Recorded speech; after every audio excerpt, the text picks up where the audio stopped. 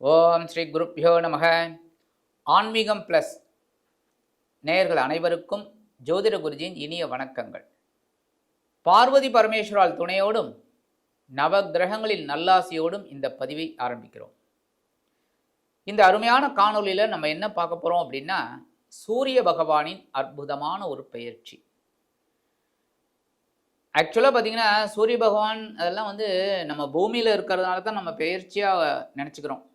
பட்டு சூரியன் சந்திரன் எல்லா கிரகங்களும் அதே இடத்துல தான் இருக்குது. பூமி தான் நீள்வட்ட பாதையில் சுற்றின்னு இருக்கு. அதனால தான் உங்களுக்கு எல்லாருக்குமே தெரியும். அந்த வகையில் இந்த சூரிய பகவான் ஆத்மகாரகன் பித்ருக்காரகன் அப்படின்னு சொல்லக்கூடியது. இந்த ஆத்மாவை பூமிக்கு அனுப்புறதே இந்த சூரிய பகவான் தான். இந்த சூரிய பகவானோட ஒளியை வாங்கி தான் அத்தனை கிரகங்களும் நமக்கு செயல்பாட்டுக்கு வருது, ராகு கேது தவிர. அதனால தான் அதுக்கு நிழல் கிரகங்கள், சாயா கிரகங்கள் அப்படின்னு சொல்கிறோம். அதுக்கு அடுத்தபடியாக பார்த்தீங்கன்னா சனீஸ்வர பகவானும் அதே தான். அதாவது சூரிய பகவானோட ஒளியை வாங்கிட்டு மெதுவாக போகிறதுனால தான் சனீஸ்வர பகவான் ரொம்ப தூரத்தில் இருக்குது. அந்த வகையில் இந்த ஆத்மகாரகன் பித்ருக்காரகன் 17/9/2025 முதல் 17/10/2025 வரைக்கும் கிட்டத்தட்ட ஒரு மாதம் கன்னி ராசியில் சஞ்சாரம் பண்ண போகிறார். கன்னி ராசி அப்படிங்கும்போதே அது புதனோட வீடு. அந்த புதனோட வீட்டில் சூரிய பகவான் வர்றது ரொம்ப பெரிய பாக்கியம். ஏன்னா புதனுக்கும் சூரியனுக்கும் நட்பு தான். அதனால தான் புதனும் சூரியனும் ஒரு இடத்துல இருந்தது அப்படின்னாலே புதஆதித்ய யோகம். ஒரு குழந்தை பிறக்கும்போது அந்த இது இருந்தனால யோகம், சின்ன சின்ன டிகிரி வித்தியாசம் இருந்தால் கூட அந்த யோகம் கண்டிப்பாக அந்த குழந்தைக்கு கிடைக்கும். இந்த சூரிய பகவான் சிம்ம ராசிக்கு அதிபதி. அதே சமயம் கிருத்திகை, உத்திரம், உத்திராடம் இந்த 3 நட்சத்திரத்துக்கும் இவர் தான் அதிபதி. அந்த வகையில் இந்த சூரிய பகவான் கன்னிராசியில் இருந்துக்கிட்டு அற்புதமான பலன்களை கொடுக்க போகிறார்.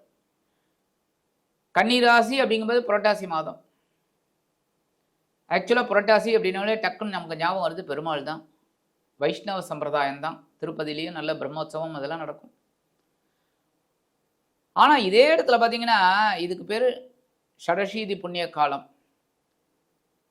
அது சிவபெருமானுக்கு உகந்தது. ஏன்னா சூரியன் அப்படின்னாலே சிவபெருமான். ஸோ இந்த சூரிய பகவான் கன்னிராசிக்கு வரும்போது அதி அற்புதமான பலன்களை கண்டிப்பாக கொடுப்பார். இது ஆக்சுவலாக பார்த்தீங்கன்னா தட்சிணாயன புண்ணிய காலம். தட்சிணாயனம் ஆரம்பிச்சுடுத்து. இந்த சூரிய பகவான் 17/9/2025 முதல் 27/9/2025 அவரோட சொந்த நட்சத்திரமான உத்திர நட்சத்திர காலில் சஞ்சாரம் பண்றார். 28/9/2025 முதல் 9/10/2025 வரைக்கும் இந்த சூரிய பகவான் சந்திர பகவானின் ஹஸ்தம் நட்சத்திரத்தில் டிராவல் பண்றார். அதுக்கு அடுத்தபடியாக 10/10/2025 முதல் 17/10/2025 வரைக்கும் செவ்வாய் பகவானின் மிருகசிருஷ நட்சத்திர காலில் சஞ்சாரம் பண்றார். இது ஆக்சுவலாக பார்த்தீங்கன்னா எல்லாமே ஏ டீம். சூரிய பகவான் அவரோட சொந்த நட்சத்திரம், அடுத்தது சந்திர பகவானின் ஹஸ்தம், அடுத்தபடியாக செவ்வாயோட மிருகசிருஷம். இந்த ஒரு மாதம் கன்னி ராசியில் இந்த சூரிய பகவான் சஞ்சாரம் பண்ணி அதி அற்புதமான பலன்களை நமக்கு கொடுக்க போகிறார். இந்த பதிவுக்கு போகிறதுக்கு முன்னாடி சப்ஸ்கிரைப் பண்ண அனைத்து இனிய நெஞ்சங்களுக்கும் எங்களது நன்றிகள், வாழ்த்துக்கள், ஆசீர்வாதங்கள். அதே சமயம் சப்ஸ்கிரைப் பண்ணிக்கங்க. அப்போ தான் நாங்கள் போடுற ஒவ்வொரு நிகழ்ச்சியும் உங்களுக்கு டக்கு டக்குன்னு கிடைக்கும். லைக் பண்ணுங்கள், கமெண்ட் பண்ணுங்கள், ஷேர் பண்ணுங்கள். இப்போ இந்த பதிவுக்கு போகலாமா? எனது அன்பான மீன ராசி நேயர்களே, இந்த அருமையான பதிவில் நம்ம என்ன பார்க்க போகிறோம் அப்படின்னா, சூரிய பகவானின் அற்புதமான பேச்சு. கண்டிப்பாக உங்களுக்கு ஒரு வாழ்க்கையில் ஒரு பிடிப்பு ஒரு முன்னேற்றம் வருது அப்படின்னா இவர் தான் காரணம், இந்த சூரிய பகவான் தான். ஏன்னா பகரோன ரோகாதிபதி, 6ஆம் இடத்து அதிபதினாலே பெரிய விசேஷம். கடன், வம்பு, வழக்கு எல்லாத்துக்கும் இவர் தான். உங்களுக்கு ஒரு தைரியத்தை கொடுக்குறவரே இவர் தான். சாதாரண மீனராசி என்பவர்கள் பார்த்தீங்கன்னா ராசிநாதன் குரு பகவான். ஆனால் அதுக்குள்ளே இருக்கிற நட்சத்திரம் பார்த்தீங்கன்னா பூரட்டாதி குருவோட நட்சத்திரம், உத்திரட்டாதி சனீஸ்வர பகவான் நட்சத்திரம், ரேவதி புத பகவானின் நட்சத்திரம். அறிவுத்திறன் கண்டிப்பாக இருக்கும். எப்படி சமாளிக்கணுங்கிற ஒரு பக்குவம் இந்த மீனராசி என்பவர்களுக்கு உண்டு.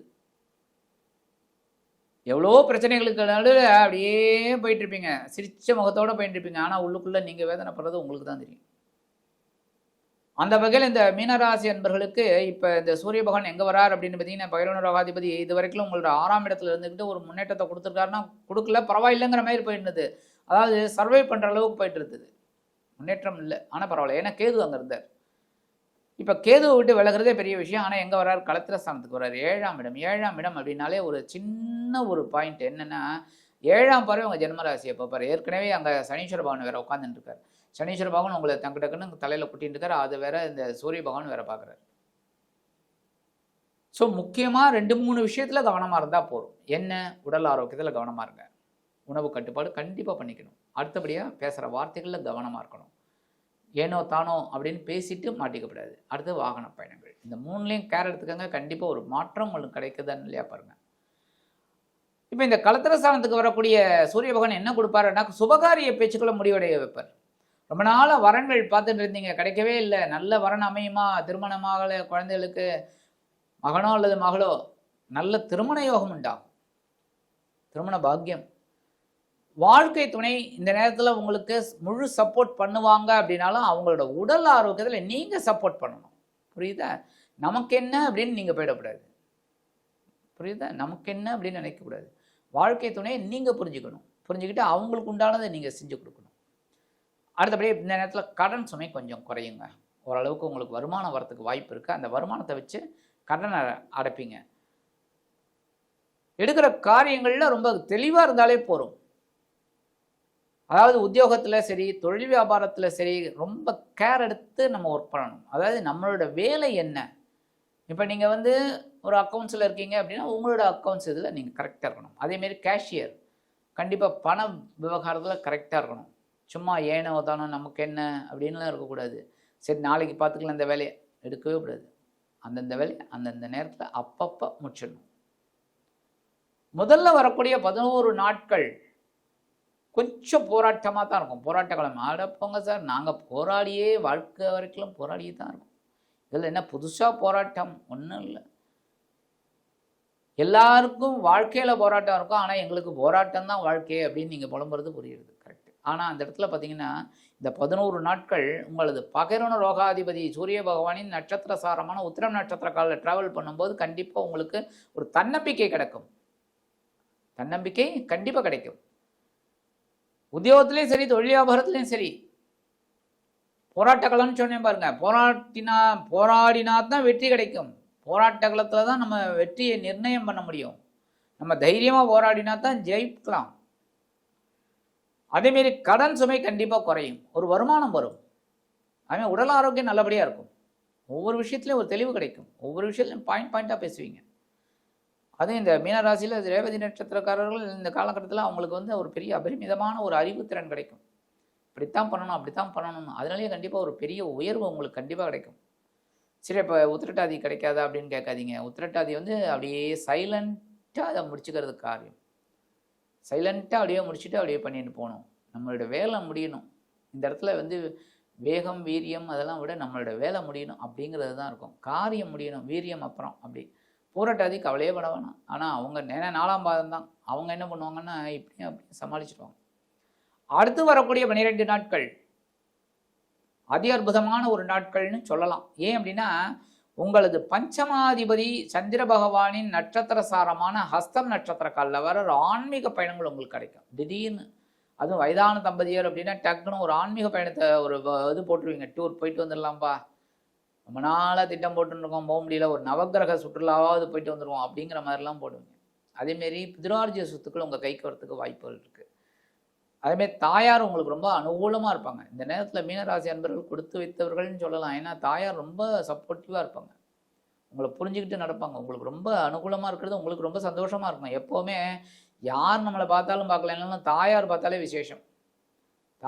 எப்போவுமே தாயார் வயத்தை தான் பார்ப்பேன். குழந்தை சாப்பிட்டானா அப்படின்னு தான் பார்ப்பேன். அவன் வயர் ரொம்பிட்டா நல்லா சாப்பிட்டானா அப்படிங்கிற மாதிரி தான். அப்போ இந்த குழந்தைங்களோட பசியை ஆற்றக்கூடியவ தாயார். இந்த தாயாரோட சப்போர்ட் உங்களுக்கு இருக்கிறதுனால ரொம்ப சந்தோஷமாக இருக்கக்கூடிய ஒரு காலகட்டம். அடுத்து வரக்கூடிய 8 நாட்கள் அடுத்து வரக்கூடிய 8 நாட்கள் அப்படின்னு பார்த்தீங்கன்னா ரொம்ப அற்புதமான ஒரு நாட்களாக அமையும். என்ன அப்படின்னா 2, 9 குடைய அதிபதி செவ்வாய் பகவானின் சொந்த நட்சத்திரமான சித்திரை நட்சத்திர கால டிராவல் பண்ணுறாரு. தனவரவு தாராளமாக கிடைக்கும். எப்போ உழைப்பெல்லாம் இப்போ உங்களுக்கு கை கொடுக்கும். அதுமாதிரி தந்தையார் ரொம்ப சப்போர்ட்டிவாக இருப்பாங்க. பிதுரார்ஜித சொத்துக்கள், உடன்பிறப்புகள், அதுவும் மூத்த உடன்பிறந்த சகோதரர் ரொம்ப உங்களுக்கு அனுகூலமாக இருப்பாங்க. என்ன தம்பி என்ன பண்ணா, ஏது பண்ணா, என்ன ஆச்சு தம்பி, என்னடா கஷ்டம் உனக்கு, நான் செய்கிறேன்டா அப்படின்னு தான் சொல்லுவாங்க.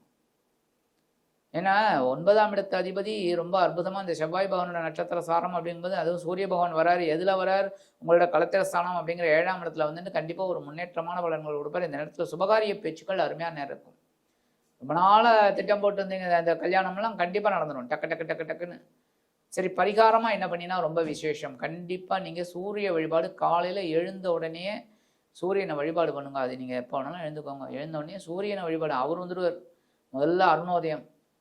ஆக்சுவலாக பார்த்தீங்கன்னா சூரிய உதயம் கிடையாது. எல்லாருமே சொல்லுவாங்க சூரிய உதயம் கிடையாது. முதல்ல அருணோதயம் வந்துடும். அருணோதயம் யாருன்னா அருணன் டிரைவர் வந்து முதல்ல ரதத்தெல்லாம் சுத்தம் பண்ணி ரெடி பண்ணிவிடுவார். ஒத்த குதிரை, ஒத்த சக்கரம், 7 குதிரை, நேராக ஏறி உட்காந்துருவார். யார்? அருணோதயம். காலையில் பார்த்தீங்கன்னா விடிகாலையில் ரொம்ப அற்புதமாக இருக்கும். அந்த அருணோதயம் வர்றது ரொம்ப விசேஷமாக இருக்கும்.